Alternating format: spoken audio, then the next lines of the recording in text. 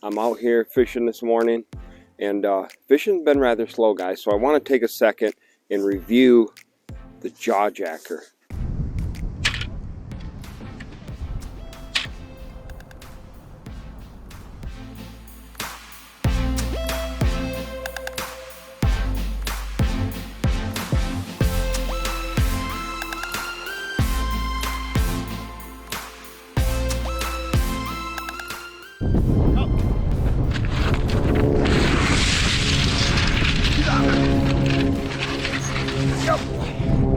I recently added the jaw jacker to my arsenal this ice fishing season, and I want to give you guys a quick look at it, how I set it up, the rod that I combined with the jaw jacker, and then at the end I'm going to go ahead and let you guys know why I feel it's important for me to switch from using tip ups to the jaw jacker. So let's go ahead and take a closer look at the jaw jacker itself.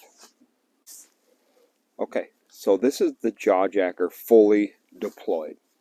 This is what it looks like when you're set up. I'm currently fishing for pike. You can fish really any type of fish you want with this. Panfish, big fish like pike, trout, walleye. The options are really unlimited with the jaw jacker. So let me get my rod and reel set up out of here, and I'll show you what it looks like and how I set it up.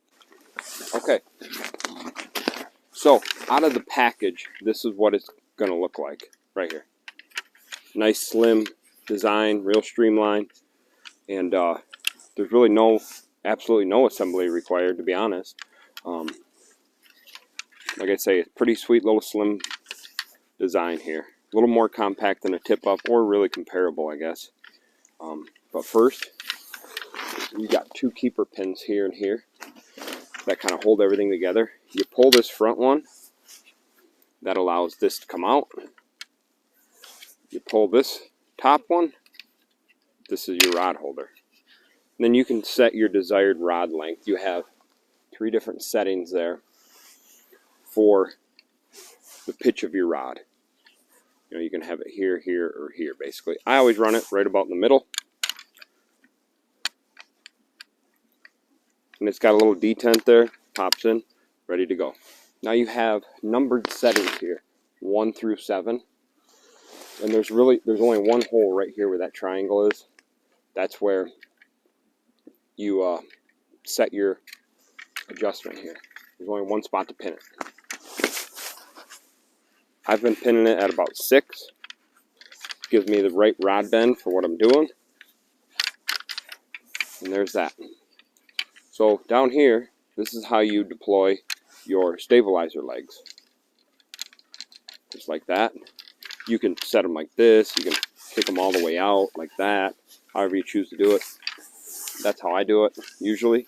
And then I cradle the hole with it. And then you have your stabilizer feet, which this is important, guys. Right here. Kick them back until they snap. If you got snow, that'll help dig them in. They really don't dig into the ice, but if you got snow, that'll help dig them in. So that's it right there.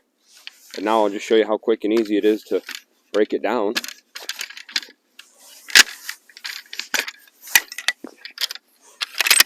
And really, you can just leave it like that, shove it in the bucket, good to go. So let me go ahead and get this baby put back together, spread out, and I'll get my rod and reel set up, and I'll show you guys how I set that up.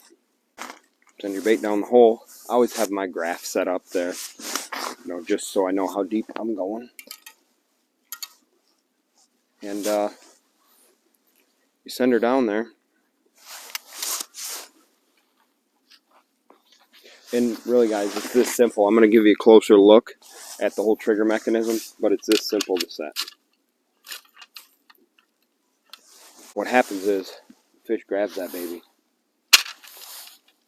Fish on, right? So let me give you a closer look at how that trigger mechanism works. This is your trigger mechanism. This is your latch point, and this is your trigger right here. You run your line through there, and that's your trigger. So in the package, you're going to get some of these little loops. You can use some braided line, you can use these loops, whatever just something on the side guard of your eyelet for hooking up your trigger mechanism. Now it's just as simple as this. You bend it down, hit it in your trigger, lock your trigger, done. That's it. That simple, guys. So and I'll try to slowly release it here so you can see. But you run your line through this little eyelet, and what happens is a little down pressure when a fish grabs it, boom, and that sets the hook. That simple. Show you guys one more time. Boom, hook it up, latch your trigger, done. That's it. Now it does have a wing nut on this side here. You can adjust the tension of your trigger. If you're going for a lighter panfish, you can loosen that up. If you're going for a bigger fish that you want to let it, maybe grab it and just swim with it a second, tighten that up. But that's it. So let's talk a little bit. Let you guys know, show you guys the rod and reel setup that I use. This is a 31-inch medium heavy action rod. So I got a good tip. This is really important. I got a good tip, but it's got backbone. So right about there is when the backbone starts taking over. What I mean by backbone is this part of the rod starts loading up. So I mean, you can really bend it like that, and you about the fourth eyelet. Yeah, 1, 2, 3, 4. About once that one starts bending, that's when the backbone takes over. And that's really important because you want a good solid hook set on that fish. When it decides to grab your bait and take off with it, you want that baby to hit them hard, and you want that backbone. So I suggest, you can shop around online, but I suggest getting some of these in your hand and actually feeling to get that what you're looking for when setting this jaw jacker. One thing I forgot to mention is to spool your reel with braided line. It's important to use braided line so you don't have any extra stretch in your line with the hook set of the jaw jacker when the fish grabs your bait. I actually use the jaw jacker brand rods specifically set up for it, so pretty happy with it. I want to talk to you guys real quick about why I'm choosing the jaw jacker against tip-ups. I still set a couple tip-ups, but as a catch and release fisherman for the most part, when I'm targeting trophy fish, it's important for me to increase the odds of that fish's survival after the catch. With tip-ups, a fish is allowed to grab the bait, swim with it, and while he's swimming with it, eat it. And when that happens, that hook goes deeper and deeper down into their throat. Yes, your hookup ratio is definitely better with a tip-up. I'm not disputing that, but my issue is the catch and release. When I'm targeting trophy fish, I'm targeting them. I want to catch them, get them back in the water as quick as possible with the least amount of harm as possible, and increase its odds of survival. So it's important to me. And with the jaw jacker, when they hit that, when that bait, with the jaw jacker, when that fish comes and hits that bait, and you get that tension on your line, bam, it sets it, boom, it gets the hook right in the jaw.